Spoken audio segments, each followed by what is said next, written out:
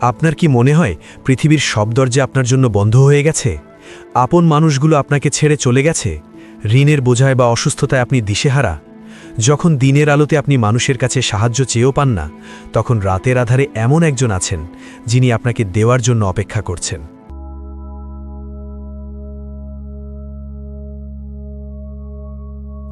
ইমাম শাফি রাহিমাহুল্লাহ বলেছেন, রাতের গভীরে করা দোয়া হলো সেই তীরের মতো যা কখনো লক্ষ্যভ্রষ্ট হয় না। আজকের ভিডিওতে আমরা শুনব এমন কিছু অলৌকিক ঘটনা এবং তাহাজ্জুদের ফজিলত যা শুনলে আজ রাত থেকেই আপনি জায়নামাজে দাঁড়াতে বাধ্য হবেন। আপনার জীবনের মোড় ঘুরে যাবে ইনশাআল্লাহ।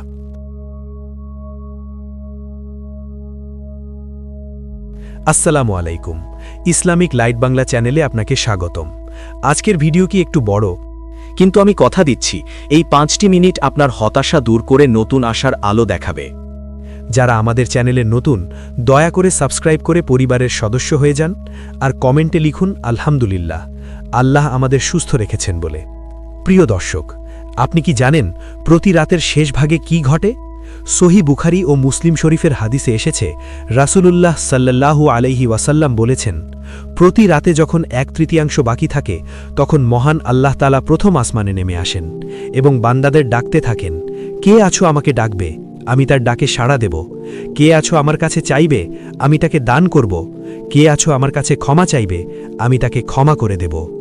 চিন্তা করুন, স্বয়ং বিশ্বজগতের মালিক আপনাকে ডাকছেন, আর আমরা তখন গভীর ঘুমে অচেতন।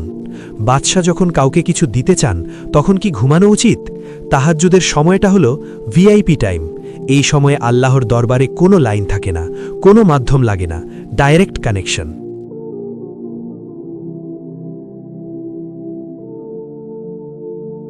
আসুন একটি সত্য ঘটনা শুনি যা আপনার ঈমানকে মজবুত করবে। বিখ্যাত ইমাম আহমদ ইবনে হাম্বল রাহিমাহুল্লাহ একবার একটি সফরে গিয়েছেন। রাত হয়ে যাওয়ায় তিনি একটি মসজিদে থাকতে চাইলেন, কিন্তু পাহারাদার তাকে থাকতে দিল না।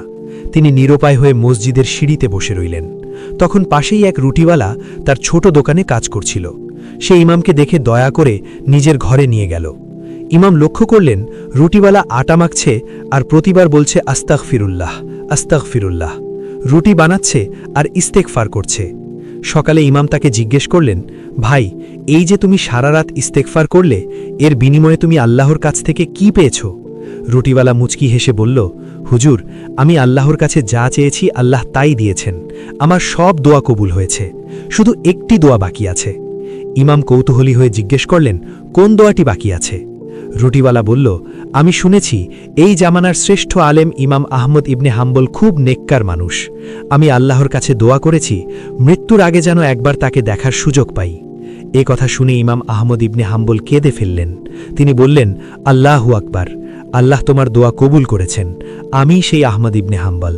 আল্লাহ আমাকে ঘাড় ধাক্কা দিয়ে তোমার দরজায় নিয়ে এসেছেন শুধুমাত্র তোমার তাহাজ্জুদ আর ইস্তেগফারের কারণে। প্রিয় ভাই, আপনার দোয়াও কবুল হবে যদি আপনি সেই মালিকের দরজায় নক করতে পারেন।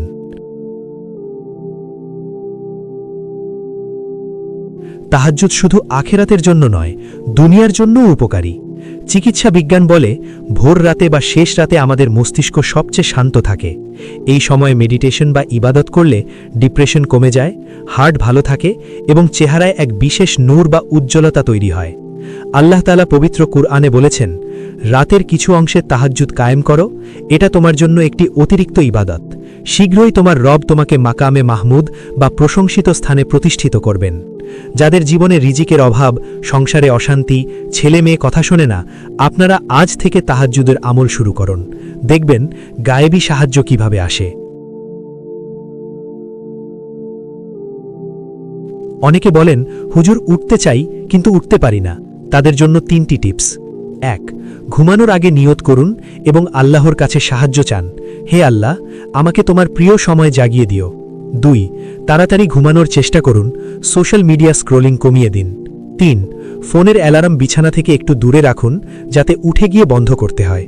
শয়তান আপনাকে ঘুম পাড়িয়ে রাখতে চাইবে, কানে গিট দেবে, কিন্তু আপনি যখন অজু করে জায়নামাজে দাঁড়াবেন তখন মনে হবে পৃথিবীর সবচেয়ে প্রশান্তিময় জায়গায় আপনি দাঁড়িয়ে আছেন।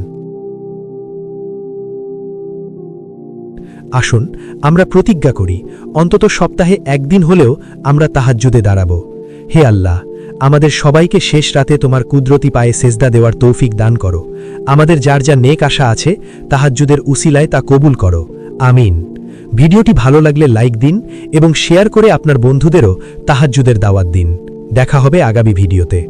আসসালামু আলাইকুম।